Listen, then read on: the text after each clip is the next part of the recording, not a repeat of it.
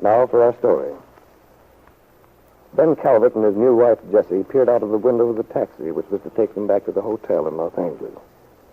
As the driver turned toward the highway from the road in front of Kitt Meade's house at Malibu Beach, the headlights cut through the blackness. In the bright shaft of light, they could see the rain slanting down. As the car turned, the moving beam picked off the dripping shrubbery at the side of the house, flickered for a moment on the little landing halfway up the stairs, and then swept quickly onto the curve in the road. But it flashed past too quickly to reveal the motionless form of Kitt Meade, where she lay unconscious at the foot of the stairs. Unconscious at the foot of the stairs. Her white face turned up to the The house from which Kitt had fled a few moments ago was driven away. Least word she'd spoken to Kitt earlier in the evening, feeling so happy, so placid and secure until lately, believing that she and Paul Crop an unspoken agreement which meant so. And then she'd begun to doubt. She felt that there was a bond between Kitt and Paul which in some way excluded her, threatened her dream of a happy, secure future for herself and her baby. And tonight, when she'd accidentally glimpsed them together through the window of Paul Cromwell's house, all her vague fears had crystallized. Terribly disturbed and upset, she'd confronted Kitt with what she'd seen, had called her unfair, dishonest. But after she'd gone up to her room and had time to think more calmly, Lisa had regretted the things she'd said. It was silly of me to make such a fuss. It's just that I love Paul so much. I distrusted the past when he and Kitt knew each other in New York.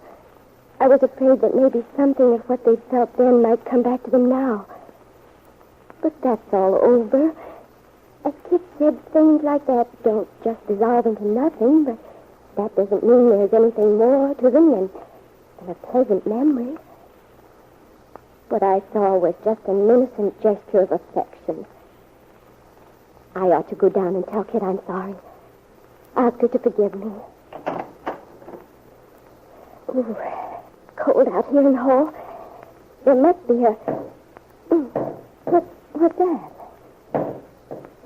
Oh, it's the door downstairs. It must have blown open.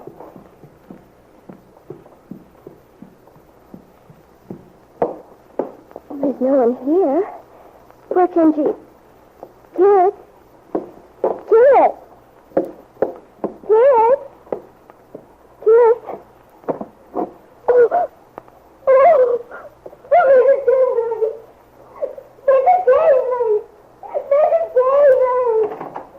Mrs. Daly! Miss Fetter, what's the matter? It's Mrs. Meade. She's outside. She's fallen. No. Just a minute, and I'll be right there. Drop this jacket. Where is she? There, outside, at the foot of the steps. She must have slipped. Merciful Lord! Miss Meade. Miss Meade, is she all right? You go back, Miss Fetter. Go back in the house. This is no place for you. Is she? Please, Miss Fetter, do as I say. I'll stay here. You call Mr. Cromwell and tell him to come over at once. And get in touch with the doctor.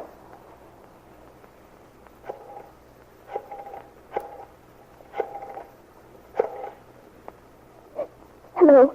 Max? This is Lisa Fenner. Tell Mr. Cromwell to come right over. There's been an accident. It's Mrs. Meade. I can't explain now, but tell Paul to hurry. You'd better come too. He might need your help. But please, hurry.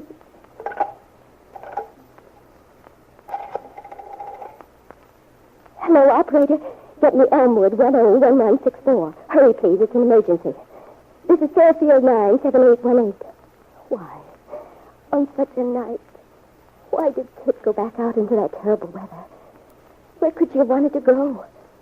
She must have wanted to see Paul again, but why? Was it something that I'd said? Hello? Hello, Dr. Gordon. This is Lisa Fenner. Can you come to Mrs. Meade's house immediately? She's had an accident. She fell down the porch steps. I don't know. She's still outside. I've called Mr. Cromwell, but... All right. But please hurry, Doctor. The silence of Kitt's house was unbearable. Lisa wanted to hurry outside to help Mrs. Kingsley, but was held back by the fear of what she might see. Kitt's unconscious face turned upward into the beating rain. Then she remembered Kitt as she'd last seen her standing there by the chair, confidently smiling as she'd said, "You can't leave Paul's house, Lisa. Where would you go? You'll stay because it's the only thing you can do." Kitt had seemed so sure, so undisturbed. But why had she tried to see Paul again? Had she really been upset by what Lisa had said? Yes, that must have been it. And Kitt had started to return to Paul's house. Lisa's thoughts were interrupted by the sound of low voices outside. And a moment later, Paul Carmel and Max appeared in the doorway, carrying Kitt's inert body gently between them. Mrs. Kingsley followed them upstairs as they put the limp form carefully down on the bed. Telling them to wait below, Mrs. Kingsley began hurriedly removing Kitt's soaked garments, wrapping her in warm blankets. At last, after what seemed an interminable wait, Dr. Gordon arrived. Lisa and Paul watched fearfully as he disappeared up the stairs, closing Kitt's door quietly behind him. Paul's impatient footsteps penetrated Lisa's thoughts as she stood staring at the rain through the window. I'll have to tell Paul. He'll never forgive me. Kitt would have told him, but I shook hands. Too late. Oh, I'm a fool. Nothing but a suspicious little fool. Why should I have mistrusted Paul, the only friend I have? Oh, Kitt. She's never been anything but kind and considerate. One little gesture of affection, and I have to jump to the conclusion that they're in love. Just like any jealous little... Oh, poor Paul. I love him so, and still I could hurt him like this. If only he wouldn't pace up and down like that. Paul. I do wish you'd sit down, Paul. It won't do any good for you to pace up and down like that. When I think of her lying out there in that rain for heaven knows how long. But we don't know how long she was out there. It might have just happened when I found her. I don't understand it. What could have happened? What would she be doing out there? All I know is what I told you. I was upstairs, and when I came down, the door was wide open.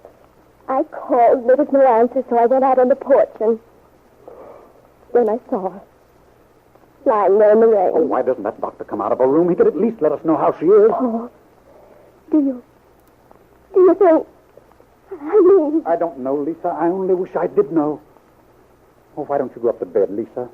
All the strain, you oughtn't to tire yourself, you know. No, I couldn't, Paul. I couldn't rest until I know how she is. But there's nothing you can do here. Oh, You'll only... You don't understand.